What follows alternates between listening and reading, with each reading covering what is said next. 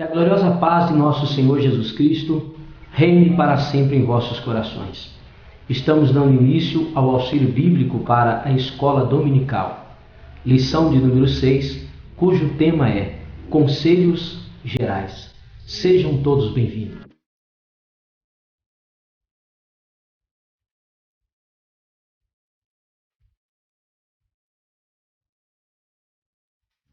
No capítulo anterior, observamos que o apóstolo Paulo se referia aos cuidados que Timóteo deveria ter com as pessoas idosas, os jovens e especialmente com as viúvas, a quem ele destinou parte de seus conselhos pastorais. Em seguida, de uma forma aparentemente desconexa, com o pensamento que ele seguia em suas cartas, o apóstolo passa a doutrinar sobre os presbíteros como líderes da igreja local. O cuidado que os crentes devem ter para com esses líderes, como também passa a dar conselhos importantes à igreja cristã sobre o relacionamento entre patrões e empregados e para a igreja em geral. Nós podemos observar em suas cartas pastorais que Paulo era um fazedor de líderes. Ele se preocupava com a formação de uma liderança cristã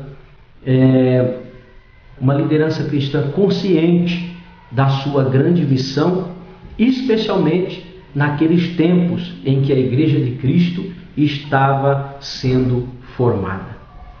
Face à importância da missão dos líderes na igreja, o apóstolo Paulo recomenda que os mesmos tenham a consideração e o respeito por parte da comunidade.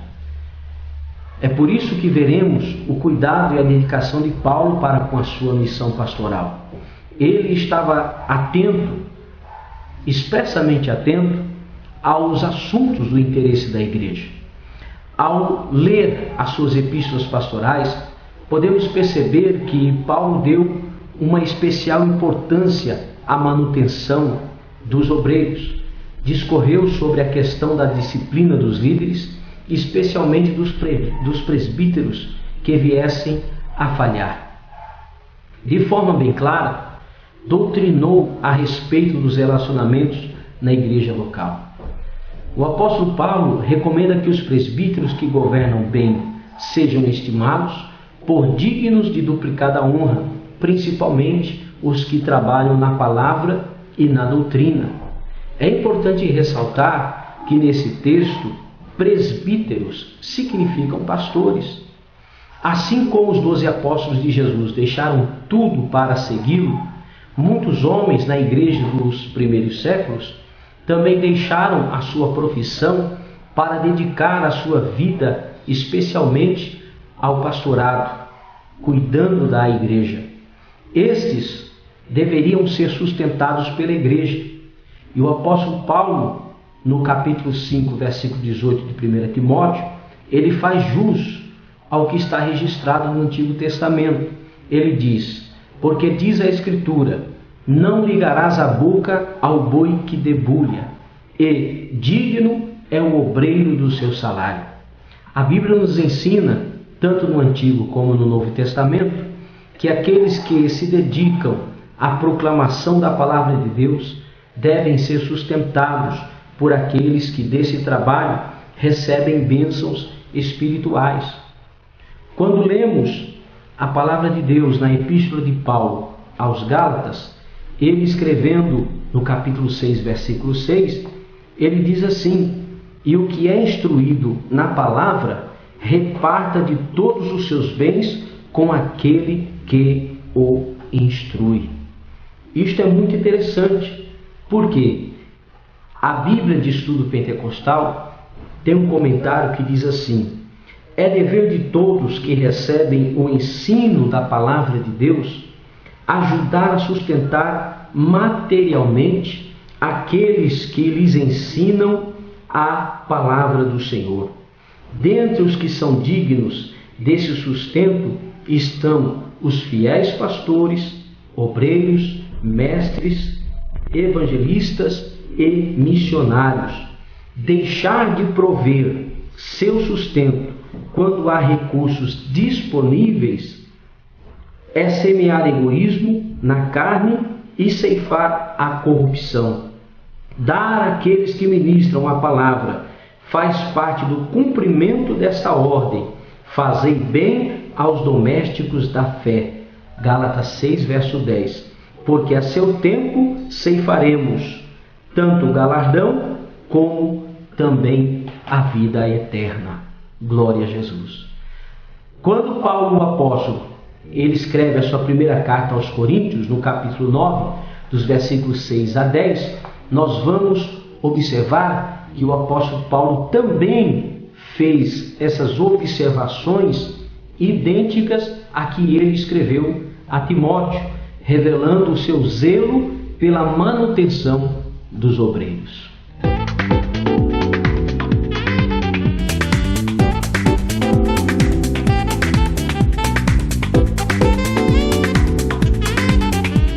Nos tempos bíblicos, as viúvas geralmente não tinham meio de ganhar a vida.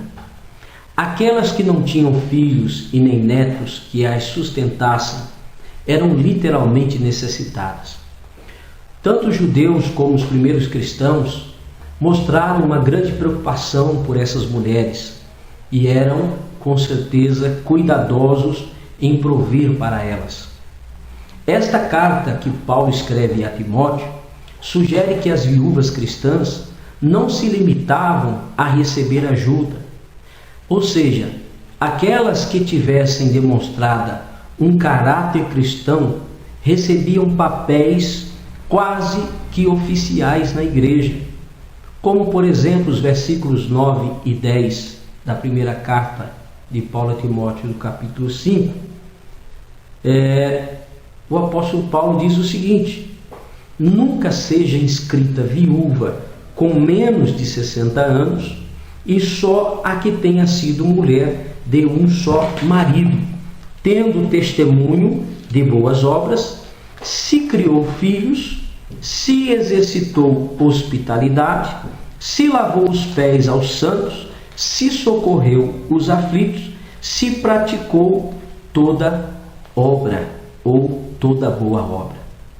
Essas mulheres não somente recebiam esses papéis, como também um ministério ativo junto a jovens casadas, conforme o que Paulo escreveu a sua carta a Tito, no capítulo 2, nos versículos 3 a 5, do qual o apóstolo Paulo diz: as mulheres idosas, semelhantemente, que sejam sérias no seu viver, como convém às santas, não caluniadoras, não dadas a muito vinho, mestras no bem, para que ensinem as mulheres novas a serem prudentes, a amarem seus maridos e a amarem seus filhos, a serem moderadas, castas, boas donas de casa, sujeitas a seu marido, a fim de que a palavra de Deus não seja blasfemada.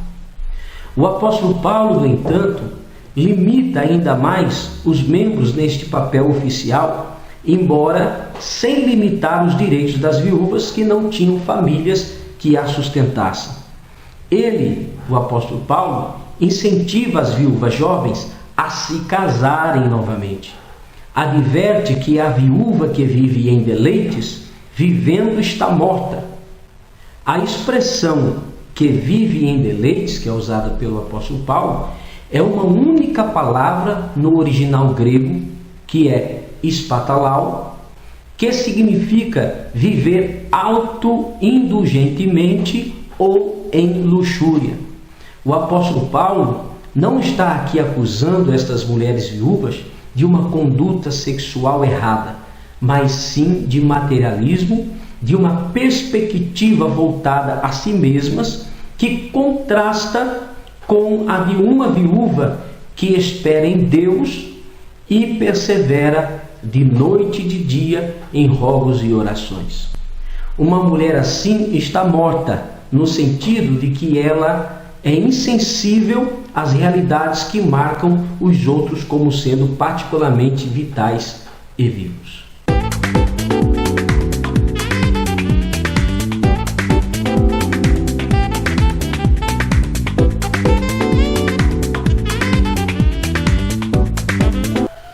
O apóstolo Paulo observa que os presbíteros dirigem os interesses da igreja.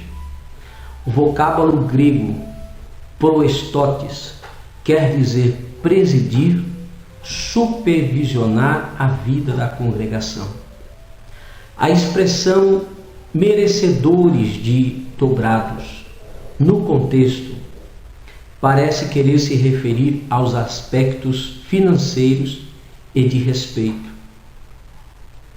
Por isso o apóstolo Paulo, ao se referir aos presbíteros, no capítulo 5, versículo 19 de 1 Timóteo, ele diz assim: não aceites acusação contra presbítero, senão com 2 ou 3 testemunhas.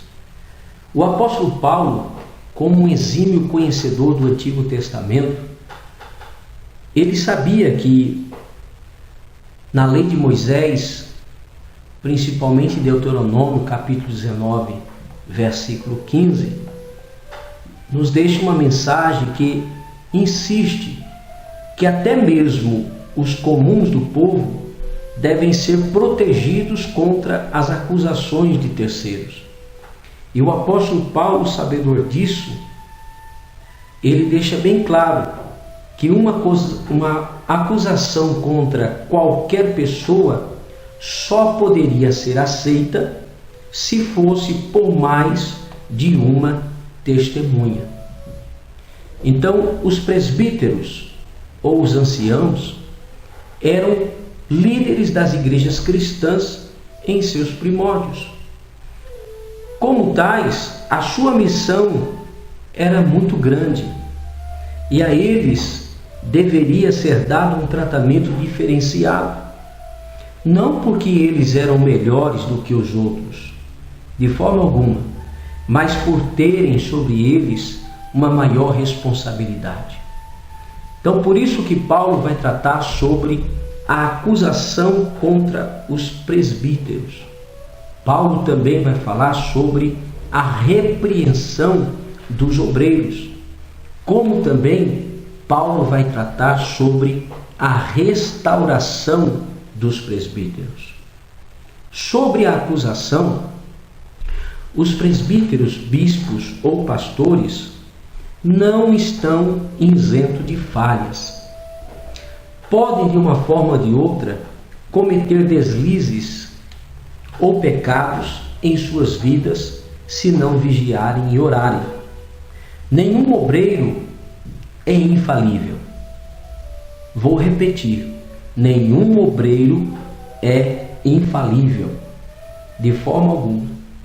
Aqueles que pensam assim se tornam vulneráveis, porque os que se consideram fracos e sujeitos a erros, estes procuram se precaver, mas aqueles que se acham invulneráveis estão sujeitos a maiores erros. Paulo, o apóstolo, ele nos ensina que a acusação contra um presbítero devem ter 2 ou 3 testemunhas. Isso é muito sério. Com base nesse ponto legal que Paulo considera do Antigo Testamento, o apóstolo Paulo exortou a Timóteo para a igreja em Éfeso que fosse observado esse critério. O direito romano também absorveu essa diretriz no estabelecimento de um processo disciplinar contra alguém. Faz-se necessária a existência de pelo menos 2 testemunhas ou provas documentais ou materiais para que uma acusação seja aceita. A Bíblia diz que o que encobre as suas transgressões nunca prosperará,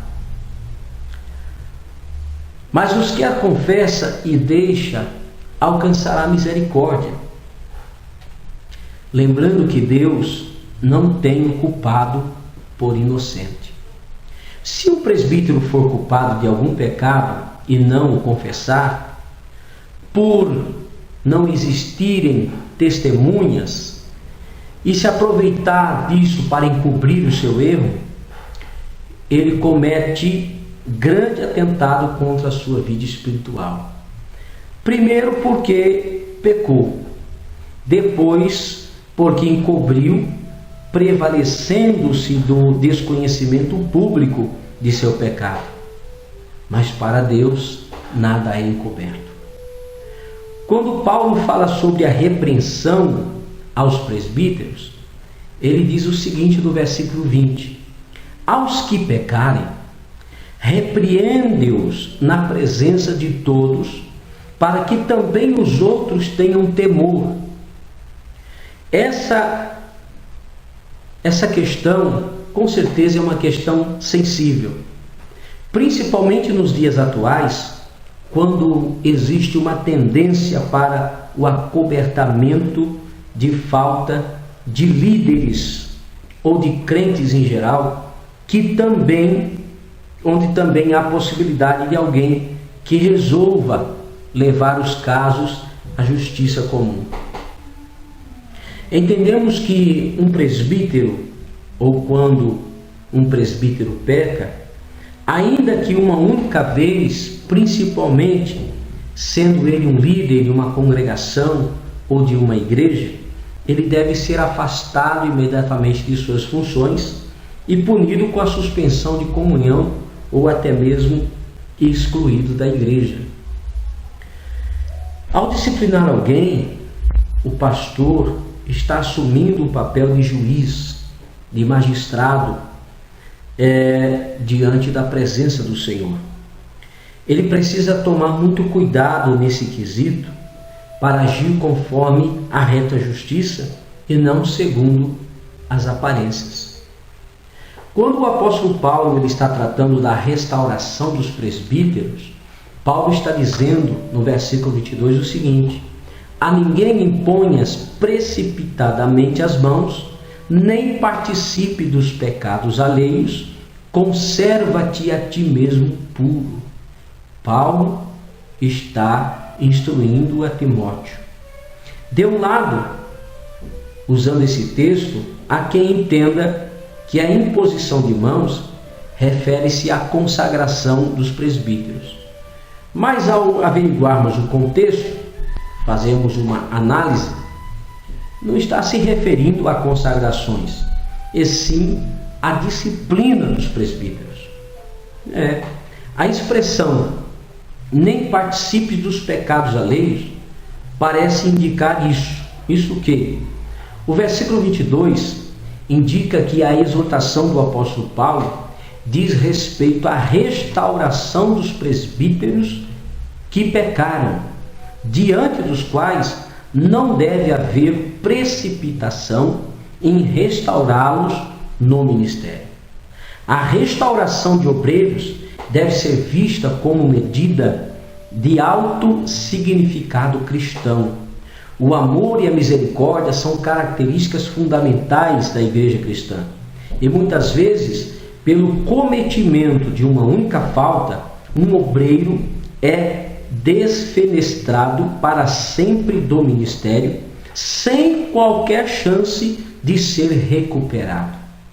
Dependendo de seu erro, a restauração pode ser considerada, mesmo que não seja para a direção de uma igreja, mas para o exercício de outras funções ministeriais. Quero lembrarmos que na igreja não há quem esteja isento de responsabilidades. Com efeito, a projeção do cargo de presbítero implica em censura pública caso venha a cometer alguma falta. Ao protegermos nossos líderes da responsabilidade de seus atos pecaminosos, corrompemos a igreja, pois seus membros não levarão a sério quando forem admoestados.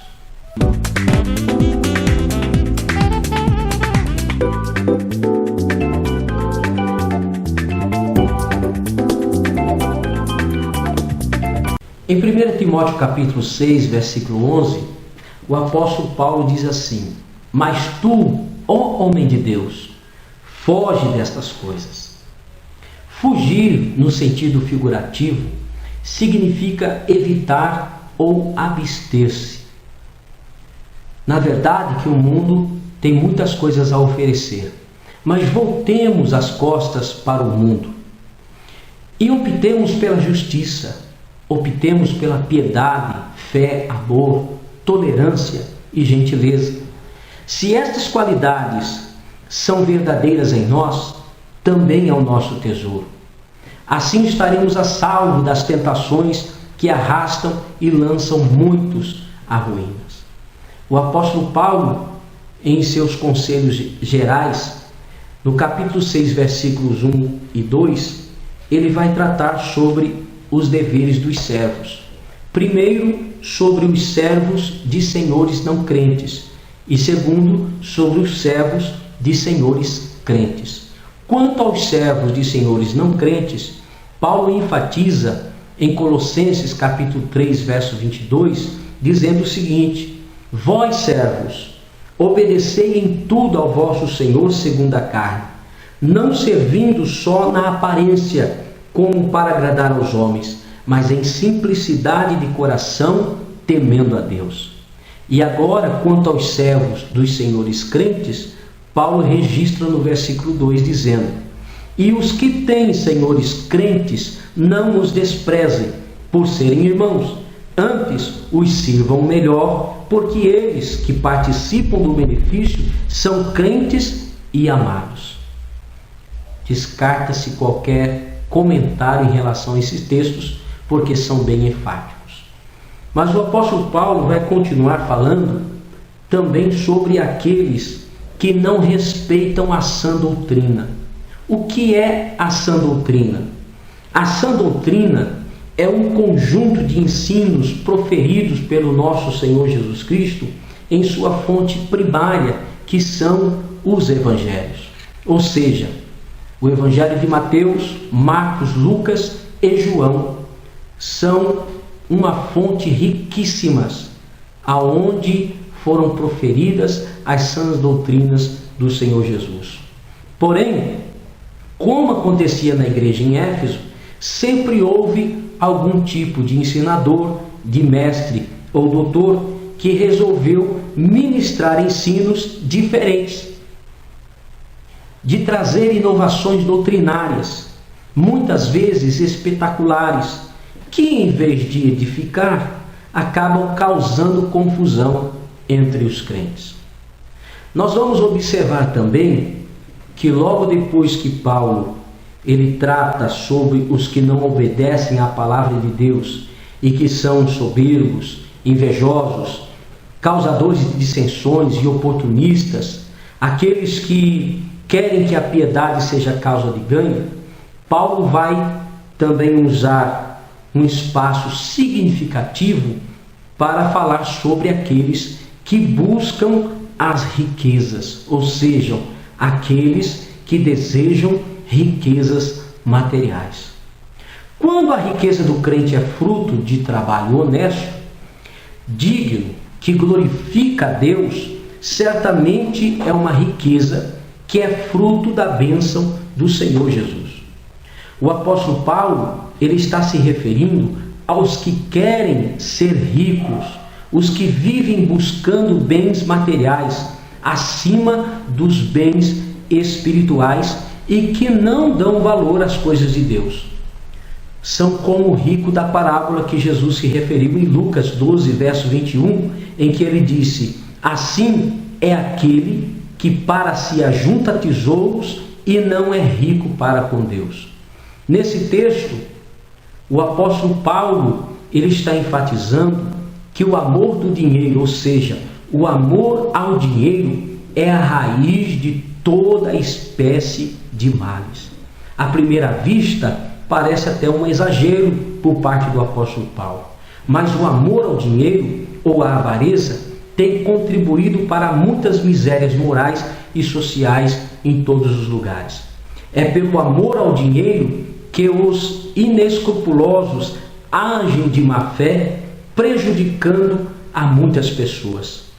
Os pastores que usam o púlpito de uma igreja, que usam a mídia para praticarem propagandas enganosas, vendendo milagres, vendendo curas.